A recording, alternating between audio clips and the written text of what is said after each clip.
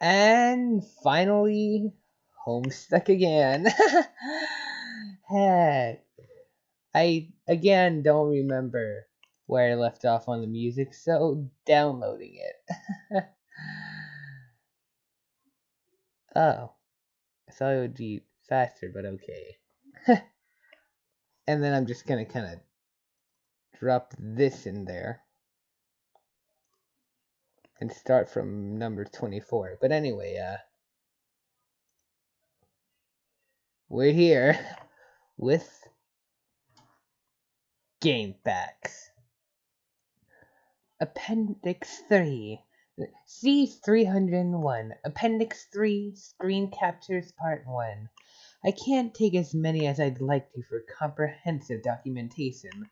For what it's worth, here's what I've managed to collect so far. More captures forthcoming. These all have a little dialogue on them.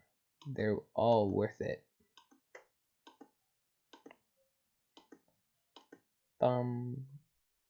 Wait.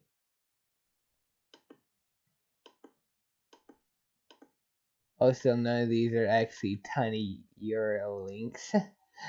Co-player, alright. 413 Sprites. Co-player John assesses environment after transition to medium, followed by Sprite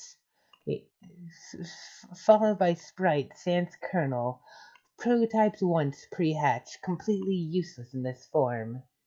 Severed from suburban grid, house remains mysteriously powered. Convenience presumably facilitated by game which perhaps deems navigating a powerless house to be a handicap less in keeping with the spirit of game's principal statement of challenge. Internet connection remains stable as well. Will likely remain stable until the internet itself is compromised by some external threat. Something like, let's say hackers. Kill monsters, get grist, build onto the house. That's the game. Didn't know what the point of this was at the time. Floundering trial and error on exhibit. Unsuccessful attempt at Tier 2 prototyping. Knowing what I know now, I might have avoided using a backbreaking Vade mechum for practical jokesters rife with antiquated lexicon and racist aphorisms. Either that, or I might have tried harder to succeed. Alright. Now that this is done, I can delete that. Oh. Okay, never mind. Forgot I should just extract like that. Now, take you. Just kind of drop you in there. And now, there's now 2 of select songs. I guess we'll start with the new song, because before that, yeah, I think I've heard all of these. You know, let's start at number 20. And,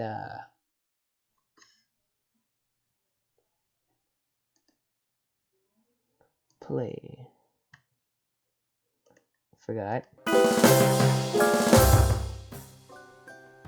Oh, heck, there we go. Didn't actually mean to do that, but okay. Hopefully. Alright. Final screen capture before I lost my internet signal for a time. I don't know what happened thereafter, but when I returned, the car was nowhere to be found and the driveway plate too was in a state of disrepair. The mysteries. Will they ever cease? No.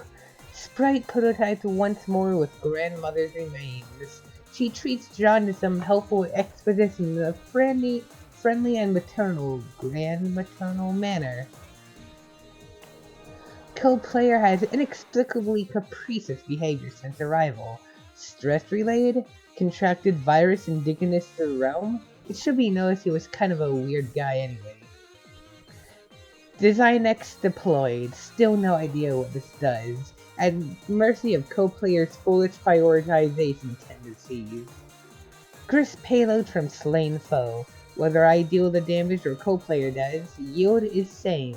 Though I have a significant advantage in battle, taking measures into my own hand deprives John of hand-to-hand combat experience, which ostensibly will become more critical later. Building the point. Building upwards, the point sharpened and directed. Ah, steeds, what steeds? Has the whirlwind a home in your manes?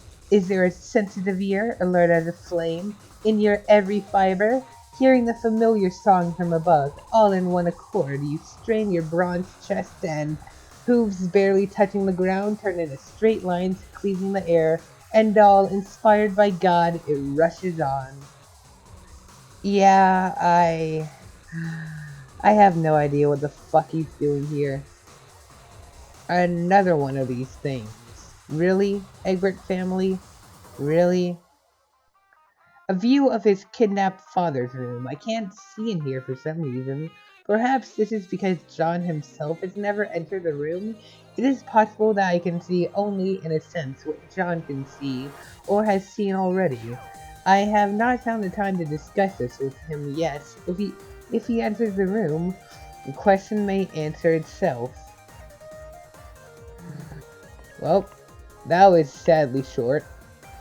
Rose, construct a loft above John's room.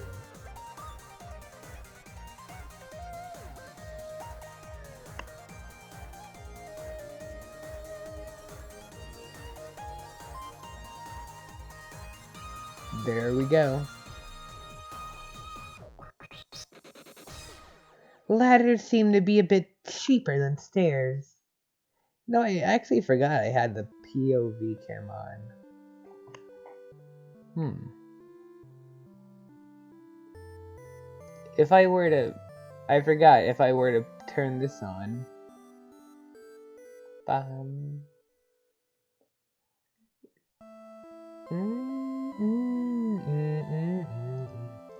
Yeah, and that is a pretty neat system. I could leave all these on, but nah. Alright.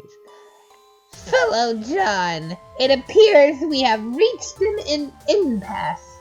Yes, it seems so. The opener dilemma remains unsettled, most unfortunately. It is unfortunate, I guess. What were we talking about again? But it has been a pleasure nonetheless.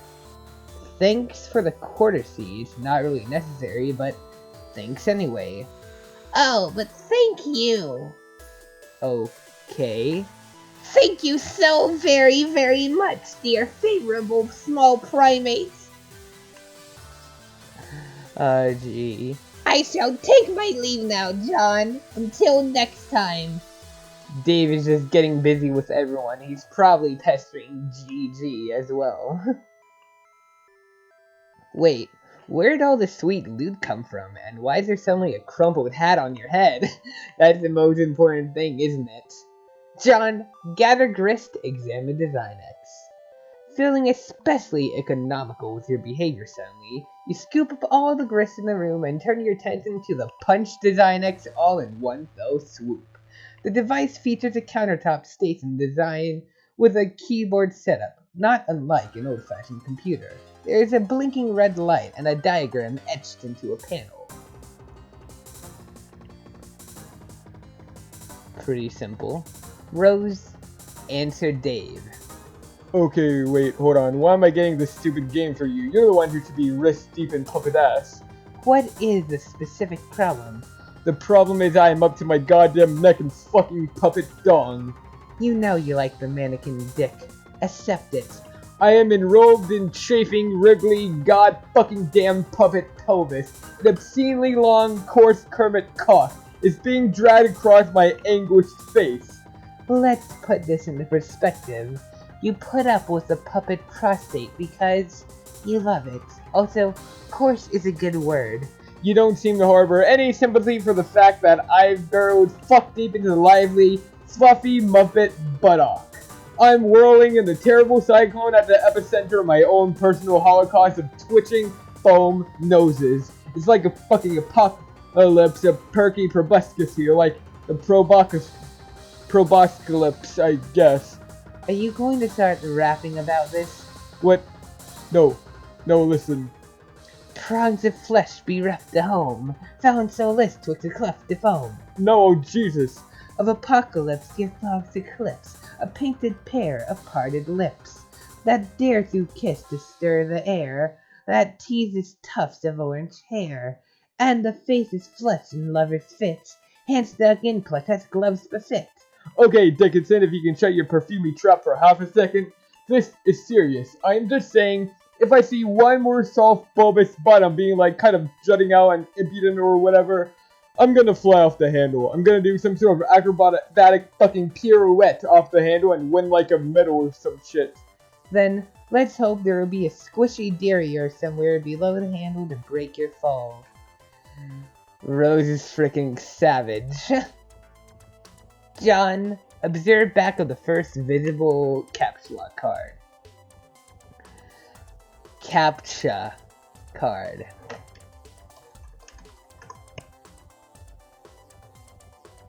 Yes. Now you understand. Okay, it's pretty obvious either way, but still. You flip over the top card containing your pogo ride. Anytime you caps lock something, a new code appears on the back of the card. You've always wondered what the code was for. Damn, these things are hard to read, but then you've never really found any reason to decipher them until now, perhaps? John, examine the reverse side of hammer card and strive specitus. Looks like your cards from your strife deck have codes too. John, enter CAPTCHA code as seen on back of pogo ride card. You enter the code DQMMJLEK into the keyboard. At least you think that's what the code is. The red light switches off. A green light begins blinking. John, insert card. Punch. John, type in NZ7UN6BI.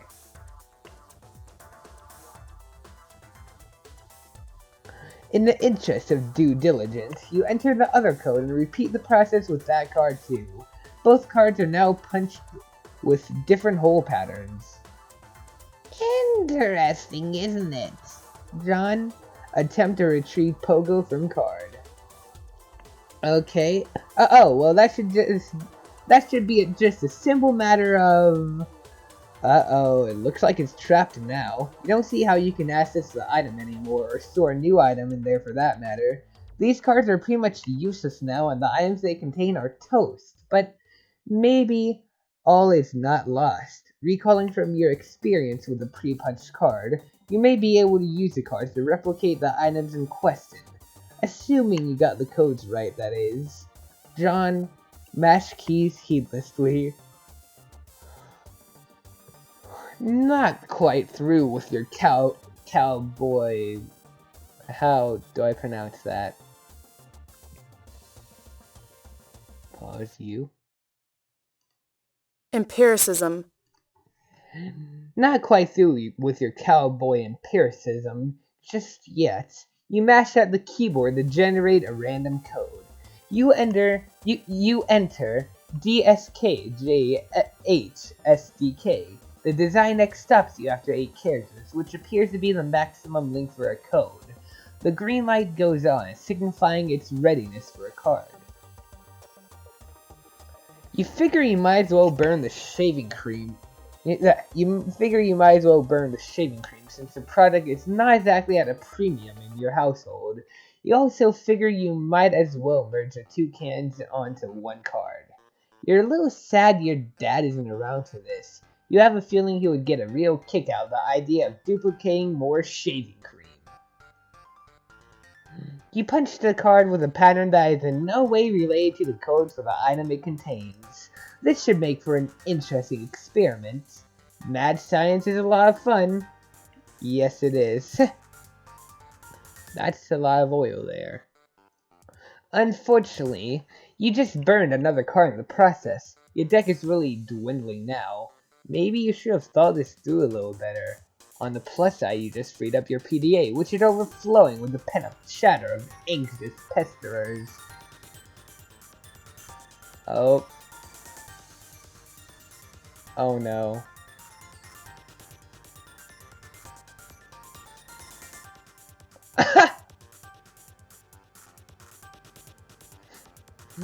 John, answer your chums.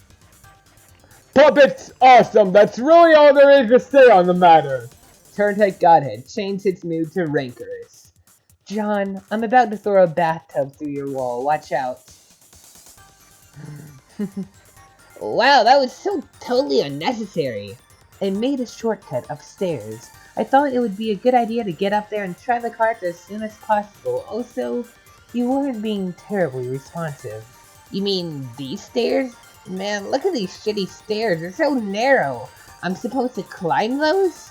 They're perfectly navigable. I'm saving on grist for now. If you keep slaying foes, collecting grist, and expanding the cachet limits, we may not need to be so economical with our resources in the future. So, why didn't you just build a way up through that hole into my dad's room? Have you ever been in there? No? Exactly. Huh? I'd rather not get sidetracked. I'm more interested in further exploring the mechanics of the game than watching you discover what sort of outlandish harlequin decor your father keeps in his room. Oh, come on, what's the big deal? Just climb up and go right through. Will you? Yeah, why not? Are you saying you've never wondered what's in there? Or why it's been kept a secret from you? Well, I mean, yeah. Then trust me, you won't be going right on through. Wait, are you saying there's something like troubling in there? I don't know. What do you mean? What do you see in there? I can't see in there. Oh, but I don't have a very good feeling about it. Whatever, I think I can handle a few more stupid clown paintings. Just big reveal that Dad is secretly Jigsaw. Rose, move punch cards to John's room. Rose, drag some Cruxite Dowels up to John's room. Something that bothers me about this is every single image in Homestuck is a GIF, whether it moves or not. Like, this is a still image, but up here it's a .gif. So, why? Why, Andrew? See, why would you do that? John, collect grist, examine safe. You swoop up the bountiful supply of grist generated by your co-player's recent exploits. From now on, it will probably go without saying that you won't have any grist lying around without making a big fuss over it. You check out the busted safe, which has made a noble sacrifice in battle. Some of your father's odds and ends have spilled out, including some old newspaper clippings, and 2 rather hefty tomes. It's a fair bet that these books comprise of at least half the weight of the safe. John, examine family tome of humor. It's another copy of Colonel Sassacre's daunting text of magical frivolity and practical japery. This one looks really old, perhaps an original printing. Could it be the same one involved with your grandmother's unfortunate accident on that fateful day? Dad would never speak a word about it, but maybe Nana wouldn't be so tight-lipped? You give it a cursory perusal. It appears to be similar to your reprinting, listing all the japes and chicanery you have come to know and love. You captchalogue it, thinking you may give it a closer look later. John, examine contents of safe. The Fatherly Gent Shaving Almanac! Of course. You take a look at the other book. You're sure Dad thought this was a scintillating read, but it looks pretty boring to you. Maybe you'll crack into it someday when you're old enough to shave. Everything in the safe was obviously very important to your father. You wonder why he kept it locked away from you. Some things about him you will never understand. The Common Hornographer. Space rocks knock local blurbs block off. Populates oblivious to broader significance of events, assuming there is any, which there definitely isn't. Ooh. Shortly after 4 a.m. today, a downpour of meteors in the residential neighborhood became yet another instance in the pattern of recent rocky cosmological phenomena. The incident, aside from property damage and loss of life, was downplayed by authorities as not all that big of a deal. Meteors! Foreboding in the Lee. Crocker facility level. Monday, April 13th, 1990 something. It seems he has been collecting scraps of the news over the years. These articles go back decades. John, look at the piece of paper taped to the wall. Son, if you are reading this, it means you are now strong enough to lift the safe. You are now a man. As such, you are entitled to what is inside. I know you will take this responsibility seriously. I am so proud of you. John, turn the card over. 024913. You guess this is the combination to the safe. This is completely useless. John, caps lock back of caps lock card on floor. You guess these are all zeros, or are they capital O's? Zeros would probably make more sense for an empty card, you think. I need a drink. And back. Yeah, that's okay. John, John caps lock the card. I mean, that is kind of... What does that have on it, actually? John, enter code on back of card into Design X. That was probably the thing with the Apple code on it, wasn't it? 11111111. John, punch card. Wait, John, before you punch that.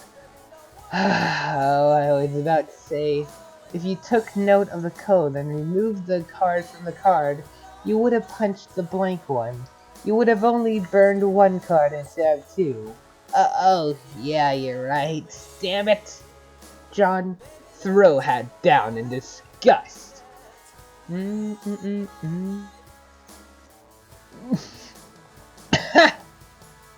John, caps log punched caps log card. Wow. So Rose really caught such a tiny thing on a laptop with a trackpad. What reflexes? Ooh, what? John, take PDA. The 2-card Silodex. Inventory of dumbasses. John, level up. Pesky urchin. Look at that happy pig. He can't possibly be any happier. Colonel Sassacre, level up for slaying the imp. The Colonel soars to new heights on the Eclator. Reaching the rung, one-man julep vacuum and pockets 9,550 boon dollars. Chump change for the genteel, aristocratic Southern Colonel. Bathtub, level up for slaying the imp. The bathtub surges heroically and surpasses the rung, Archimedes' aqua cradle. Proceeding directly to vaunted rung, Taft Jammer. The tub makes off with a cool 490 boon dollars. The tub's basin capacity remains unaffected. Safe, level up for slaying the imp. The safe was slain in battle. A great flaming nautical pyre carries it off to Vault Hala. John, make your way up those stairs post haste. You're not sure. They look pretty precarious to you, but you've been assured the stairs are perfectly navigatable. Navigable. Navigable?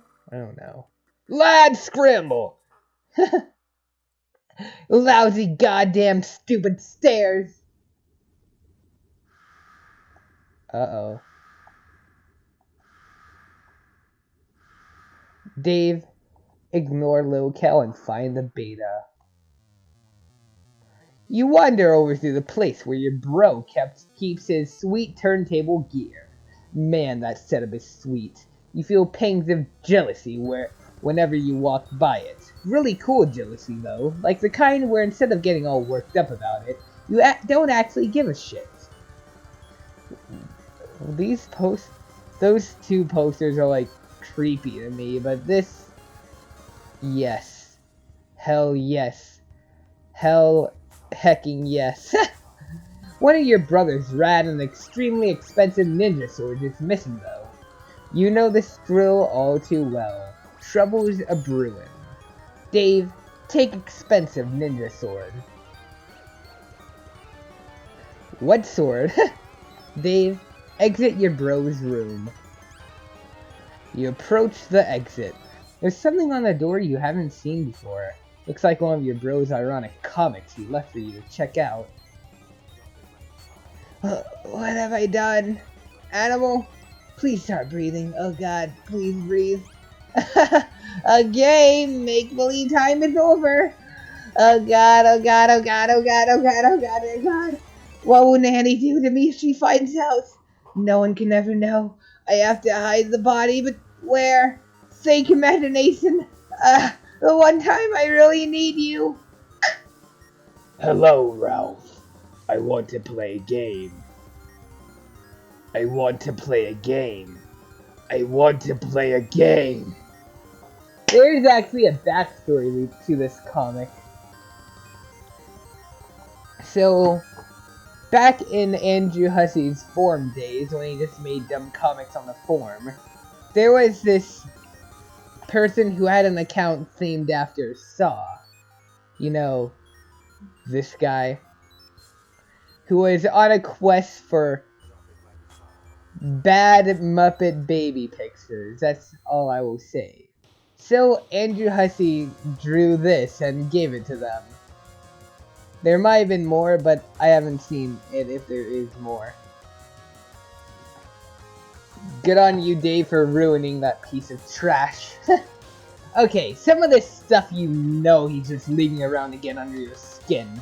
This is obviously another ploy in his relentless siege of one-upmanship, get your goat.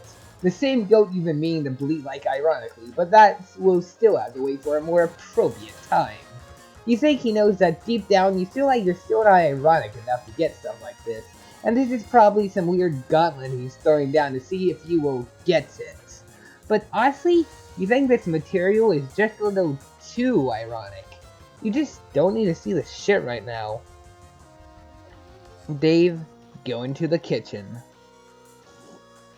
No sign of bro in here either. Well, aside from the absurd quantity of awesome, dangerous stuff he leaves lying around. Dave, transfer katana to Strife Specialist. No, don't. With an escalating sense of threat, you think it's time you shift 9, your katana 9 to your Specialist. You figure it's better to free up the card anyway, since you might need to grab some of this stuff. Dave, set blender to mix. Yes, bro stuck some fake blood capsules in that puppet. Pretty gross. Something weird, apparently,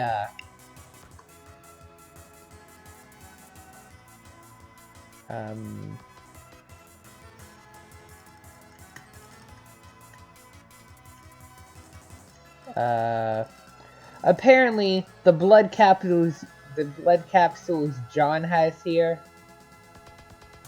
apparently they're the same freaking ones, here. And I don't understand that. I really don't. Like,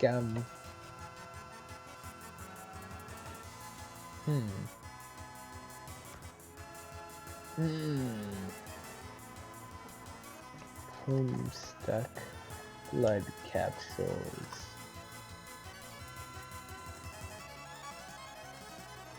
Okay, blood capsules, alright.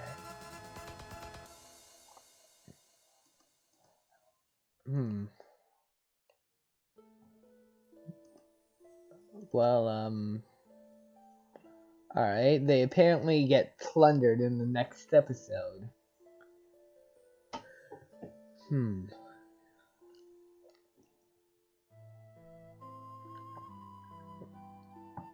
So, like, were they the same blood capsules, though? I don't really understand that. It's confusing.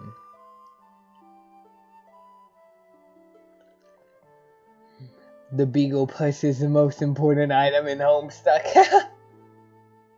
Anyway, boop. Oh, that's creepy.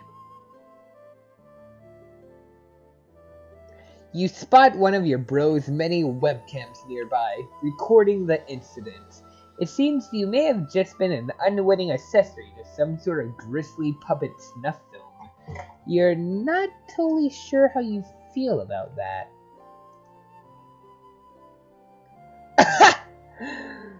Dave, caps lock Buster sword from behind microwave.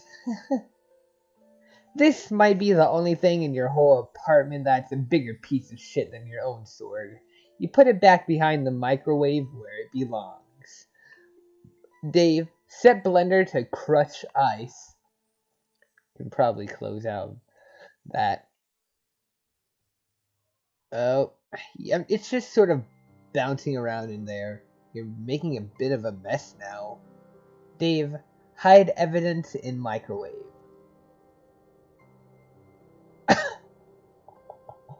See, like, his hobbies are cool and all, and you guess he's got to put his shit somewhere, but what if he just wanted to heat up a burrito or something? This kitchen is pretty much useless. Dave, grab those fireworks. You caps log all the fireworks. 2 plus 1 plus 2 plus 1 plus 2 plus 1 plus 2 plus 2 plus 2 equals 15 divided by 10 equals 5. The sink has the offer. You just know these are going to come in handy. Why would they be in a sink if they weren't? Looks like one of them is still stuck in the garbage disposal. Dave, caps log shurikens. You grab the shurikens, 5, and... Hey! Careful where you're putting stuff, especially if you're looking to turn your solar decks into a powder keg full of sharp things. You put the box of fireworks, 3, back into card 5 and prepare to start or card 3, apparently. That settles that, you guess. Dave, take nunchaku. You take the nunchaku, 3, once again without grabbing without thinking ahead. First, you capture log the box, 5, while adeptly avoiding the shuriken trap, which you yourself said only moments ago. Dude, dodge! Oh, so why is Hella Jeff being held up with a shuriken? No, I mean, no, that's okay. Why is Hella Jeff being held up with Game Bro? The shuriken wasn't there before. Shuriken? I don't know how to pronounce that, to be honest. You again round up all the fireworks. Time to regroup here. Dave, caps log each shuriken individually. You grab each shuriken, 3, one at a time, knocking out those nunchaku. But no worries, you've got a plan. Dave, caps log nunchucks. You take the nunchucks, 6. Everything seems to be in order now. It would have been badass to go with authentic Japanese names for each weapon, but sometimes you just gotta compromise with this modus. Dave, examine fetch modus. You flip over your fetch modus and check out the back. You're not really sure what it is you're not really sure where it is you're keeping this thing. Oh well, who cares? Dave, press eject button. Oh hell no. Not after all that trouble you went through to get that stuff situated. This is potentially a very dangerous button. Dave, change the Scrabble Points hash modus. Changing hash function will eject Silex, are you sure? First you program your modus with the Scrabble Points hash function, adding it to the list. Oh no. I do not understand the Scrabble point system, okay? This might be a cool function to use, but it looks like you'll have to empty your Silex to select it. You're just not gonna do that yet, no way. Dave, check the box, detect collisions. Okay. Dave, take the skateboard. And just what is that guy so happy about? What's he looking at up there? You think if you see one more soft bulbous bottom being like kinda jutting out and impudent or whatever, you're gonna fly off the handle.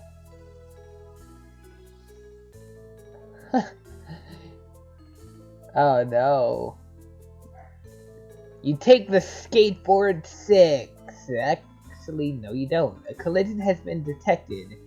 You take the wheeled ride 7. Man, your inventory's nomenclature is getting lamer by the minute. Dave, caps lock the unplugged power cord. You take the power cord 5. Wait, no, not going to work. Dave, think of a new word for power cord. You take the battery pack 8. Damn it. You take the battery pack 9 using the Y as a consonant. Your Silex reluctantly accepts. It's a tactic notoriously employed by hash map noobs, but you just don't care about that now. Besides, it's not like your bro's around to see. Or maybe he is. Heck, gotta pause it then. And I return. This might actually be a shorter episode. I don't know.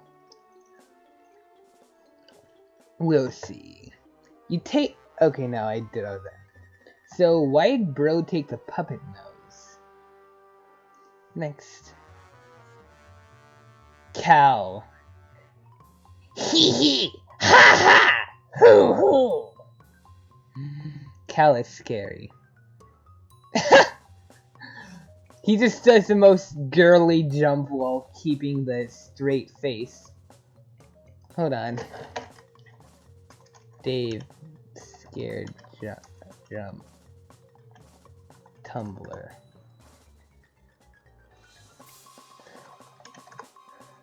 There's like a certain thing What?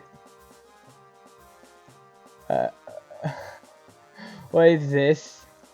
Okay, now I'll just open the image then. Hey there, baby. Did it hurt when you fell down from heaven? Shit. No, fuck. Hold on. Hey there, sexy. Shit, what am I even saying? Look, will you go out with me or what? Beautiful. But that's not what I was looking for, but I'm not gonna even try to find it.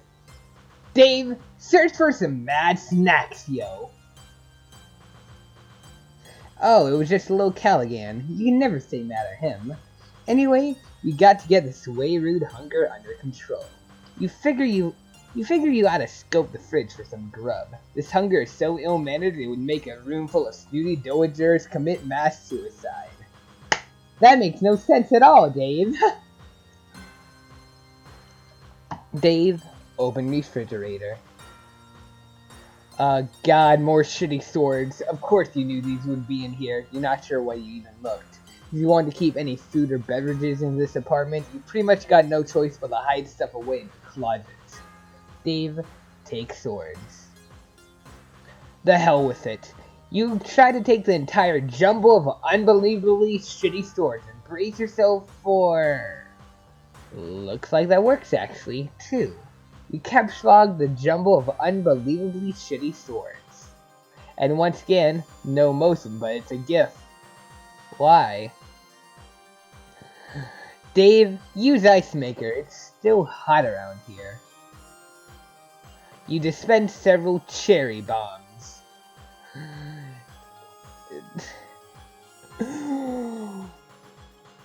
Looks so awkward. Wait, who's that looking at you in the reflection? Oh no, Cal's gone. Where'd the little dude scamper off to this time? Dave, capslog cherry bombs. You go for the cherry bombs 9, unsuccessfully. After mulling it over a bit, you take the red spherical salutes. 1. Why don't we all just call the frickin'... We should all just call cherries and cherry bombs red spherical salutes. Oh, jeez. Dave, take blender. Blender, 2, is a pretty simple word, and you can already tell that's not gonna work. Instead, you take the whirling blade pitcher, 4. That's really a much better name for it anyway, I think. Perfect. Pretty much everything is full except card 0, I think.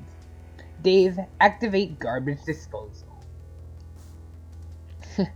Dave, stuff down Mr. Purple Guy into the garbage disposal. You're still not sure what he's so happy about, or what he's looking at up there. While you're at it, you dump the contents of the blender, whirling blade pitcher, into the disposal. But you suffer an unfortunate garbage disposal head jam. You notice something in the reflection, something above you. Dave, look up. Hello, Dave. It's the hatch to the crawl space above your apartment. Bro's always tucking away in there when he's busting out his rad stealth stunts. So slick with that dangling cord. So slick that dangling cord never even jostles. You just know he's being ironic with these weird mind games. There's no way anyone can be serious about aping those shitty movies. Dave, use the turntables and cinder blocks to make a fort. Bum bum bum.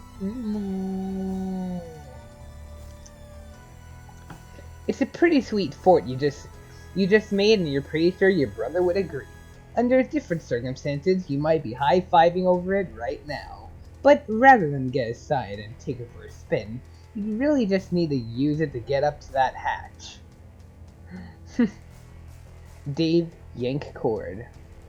It is time to face your destiny.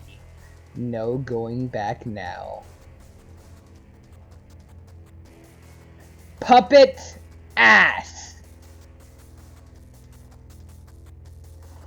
I feel so sorry for him. I think he's like actually yelling. Boosh. Yeah, there's pretty much no way that wasn't going to be a bunch of puppets in there. Okay, wait. We already read this conversation.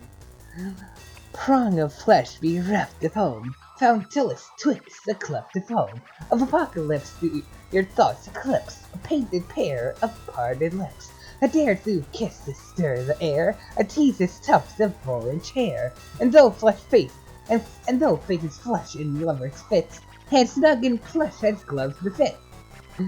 Dave, read the note on the hatch.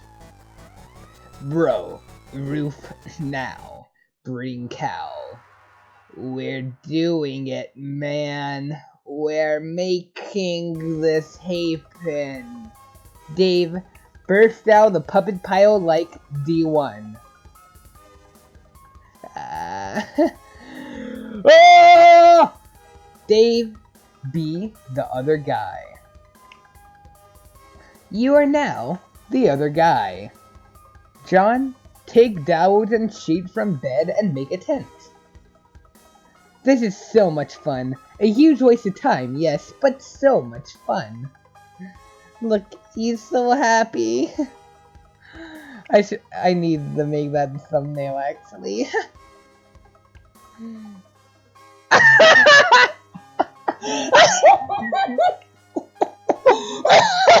Rose, no! Rose, how dare you! Look at that face. He was having so much fun and then he just had to wreck it all. You crushed that little boy's dreams, Rose.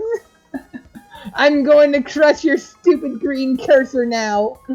John, carve a totem of the punch pogo card. You put the punch card containing the pogo ride in the slot and carve a totem from one of the Crux-ite dowels.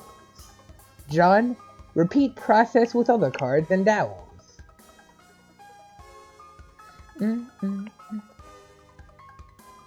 That's one weird looking totem there. You use a card containing the code for the hammer, as well as the one with a random code you punched over the shaving cream card for the hell of it. You carve the respective totems for the cards. John, do same thing with caps lock card. You make a totem for a caps lock card. Pretty bare bones looking totem if you ask you. Rose, collect totems. You stow the totems in your Athenium. Rose, produce caps lock card.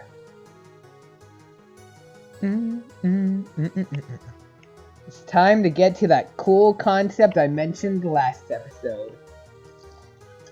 The alchemitter requires 1 unit of any type of grist to produce 1 card. You decide to use shale, since it seems less generally useful than build grist as of now. You make a whole bunch of them. Whoa, did you just make all of these? Yes. Sweet, thanks! What did you do with all the blue wobbly vase looking things? I brought the totems out to the alchemitter to test them. I'm taking some things into my own hands to save some time. Okay. You create a hammer at the expense of 2 units of build grist. You make a pogo ride. -5 build, 1 shale. You use a totem card with a random code. You create a rocket pack with some random crap stuck inside it. Looks like a cinder block, a violin, and a flower pot. The items have rendered the device completely inoperable. You figure you might as well put this piece of junk to use. John, collect cards. Using a little strategy, first you grab Harry Anderson's Wise Guy by Mike Caveney, then the cards. Then you ejected PDA, then the book again, flush the cards into your deck. Nice going! John, turn on Detect Collisions. You flub your fetch modi, but find no such option. This is idiotic. Yeah, why would you... Isn't one of the main gimmicks of this being able to use it as a weapon? Why would you want to de-weaponize it? John, read book. Be the wise guy. Bum bum bum bum bum bum bum bum.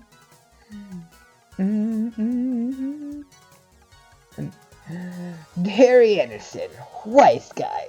From the street to the screen. Mike Caveney. An introduction. Who's this wise guy? Blood lost in the Big Easy. New Orleans, 1977. The close-up room at the Magic Castle with this meatloaf box intended to fill up with so much smoke you swear someone was cremating a wet dog in there. In walks Anderson. There isn't much against liquor to polish its journey from the table to my lips, but I'll be the bastard love child of a listless octoroon if that kid was in the cab that swallowed the cannery in a dapper little hat. It looked like he was testing the tensile strength of his suspenders to the damn near limit with a pair of cocky thumbs. I wasn't impressed, but I was a fool. Somehow, in my motion for another beverage, he'd already slipped into polite conversation at a table, held down by some notoriously brusque gang regulars. He had them in no time flat. They were melting butter in his glass ramekins. Whatever tiny yarn he'd spun to win them over, I didn't catch a word of it. One of them laughed. I was angry. Envious? Maybe a little. Yeah, you bet I was. Harry and I never speak anymore. Anderson had one of those little wooden finger choppers that Mickey Hayes used to sell, the kind where the blade could be removed and clearly shown. It was a very convincing little guillotine that did not look like a novelty store toy. Harry would get a guy to examine the chopper and then cut a cigarette in half. Then he held the guy's hand up and told a silly story. The story, of course, was artifice, a distraction for the guy in the audience while he worked his stuff with the chopper.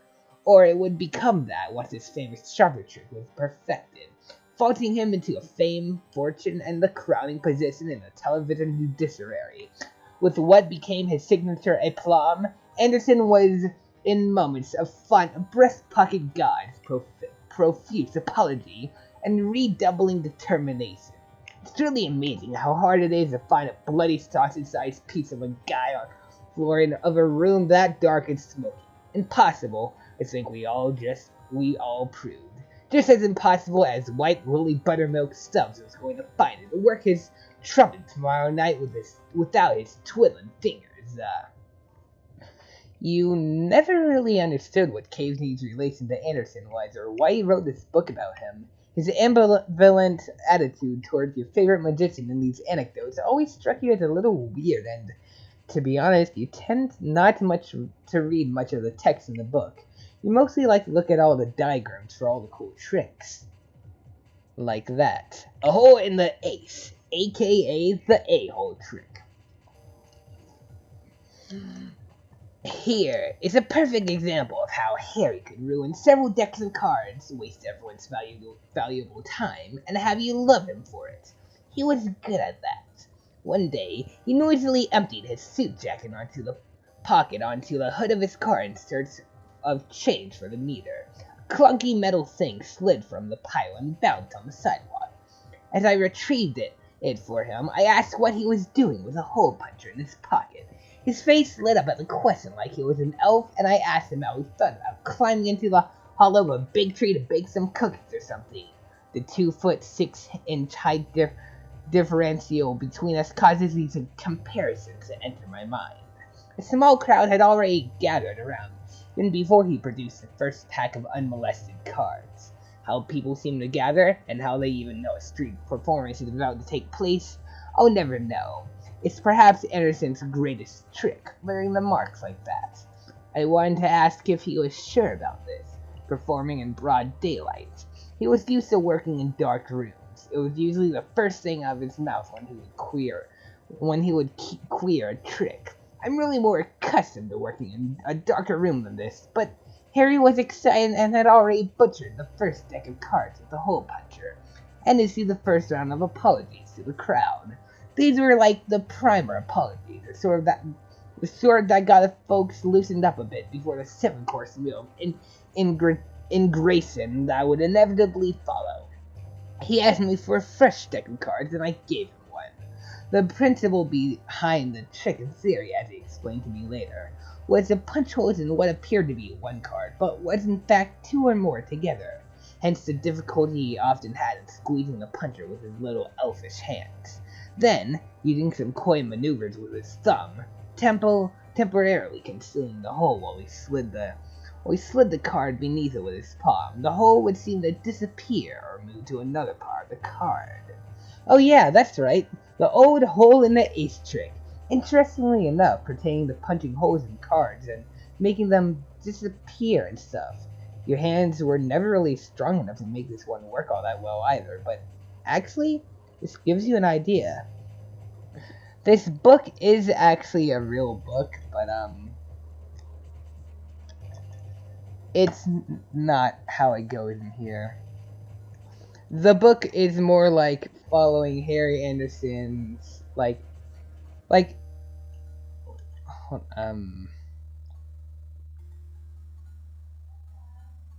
Yeah.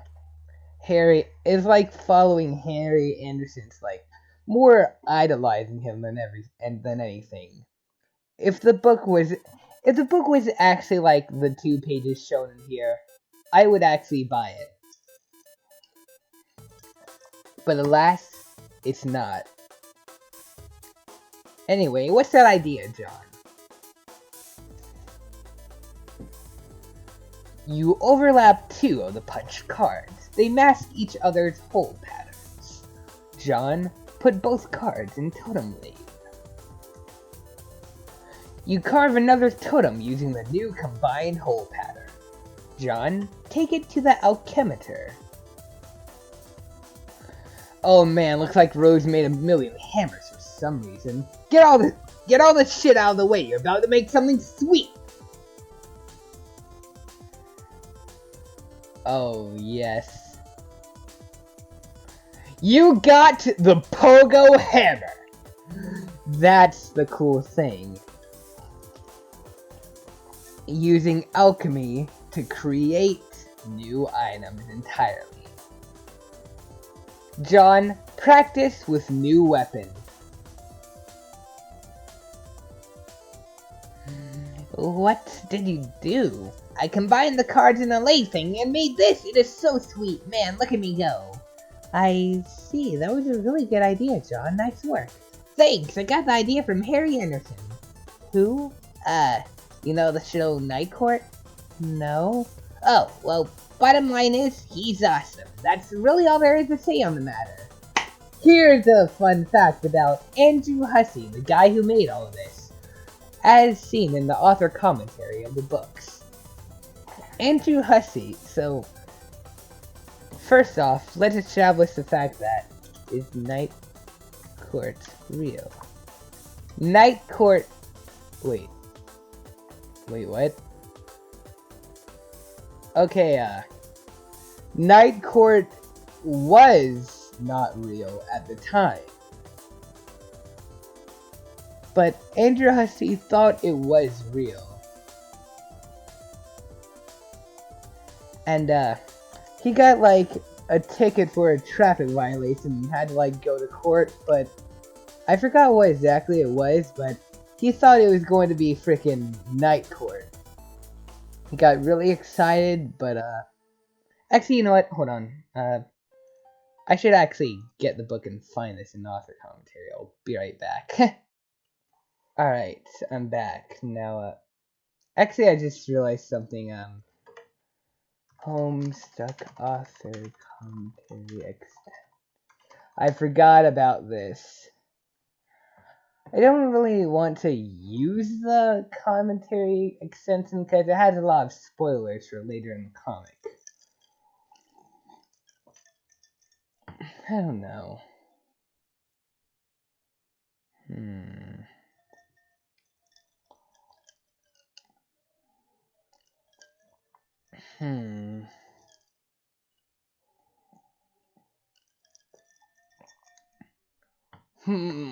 Fair enough. But, okay, page 636. Let me look in the book for that. 636. Alright. Rose...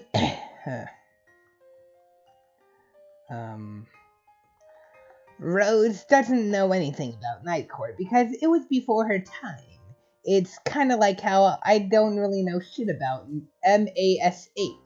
Not because I'm unfamiliar with the series, but because I always thought it was boring as hell. Wait, what point was I making?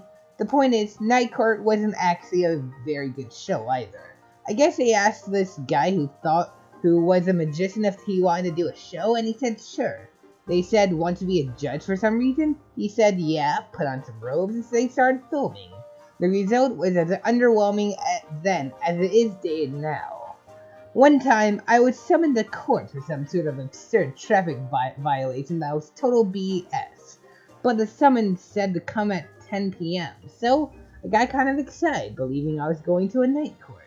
I kept imagining all the nocturnal antics I might get swept up in in while arguing my case. But then, when I got there, the whole building was closed. The summons was misprinted and the real time was actually 10 a.m. When I told them I thought it was a night court summons, everybody just laughed at me.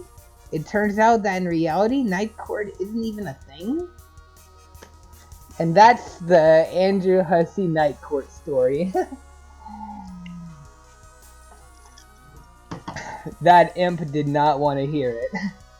John, attack the nearest imp to test Pogo Hammer's strength. Oh, you get a vicious rhythmic bouncing combo going and easily slay the imp in one blow. You and the Pogo Rider catapulted sky high in the process. Oh, hey, look in the corner there. What is that? It looks like an arm.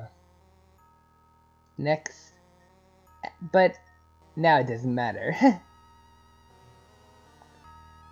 Oh, the imp like grabbed onto the tree and the Pogo just knocked him off. Sweet catch!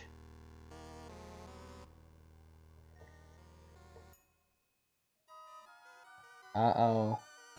Big leg.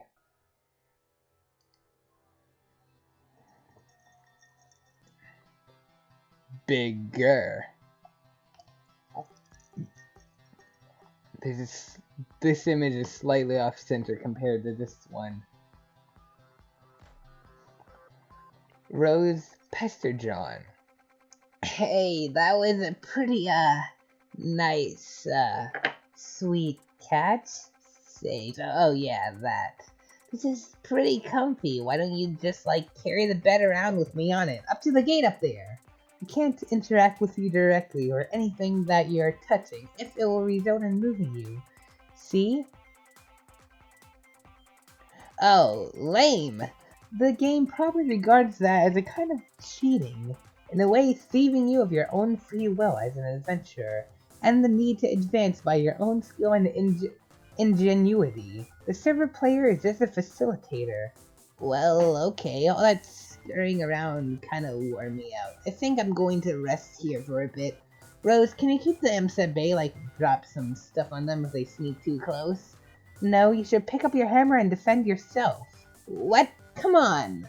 I have no idea what the hell Dave is up to or if he's any closer to recovering the game. There's some stuff I'd like to try in case he doesn't come through. Oh, alright. I'm just gonna rest my eyes here a second, though. S. John? Sleep. Probably go ahead and save game.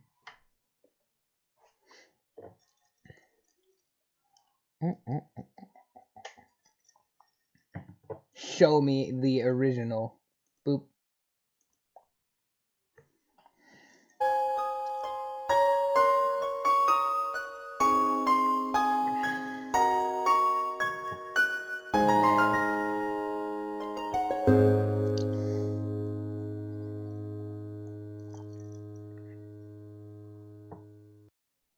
And that is the perfect time to stop reading for today.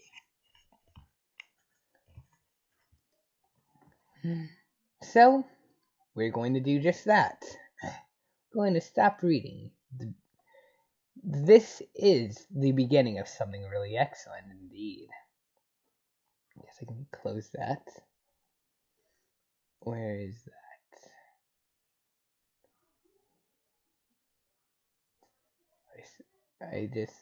There we go.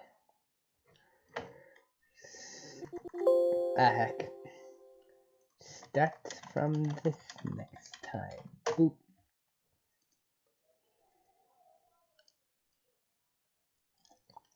There we go.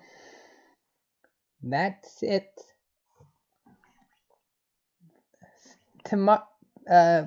Next time is when stuff gets real.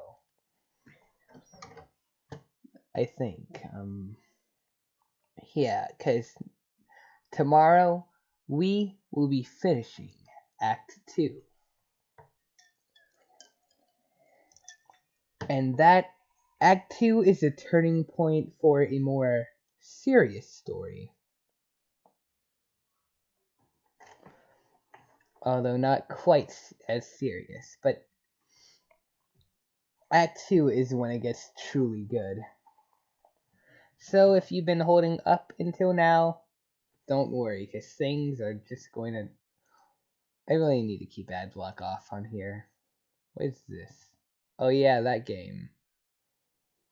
The game seems interesting, but I'm not a fan of puzzle type stuff, really.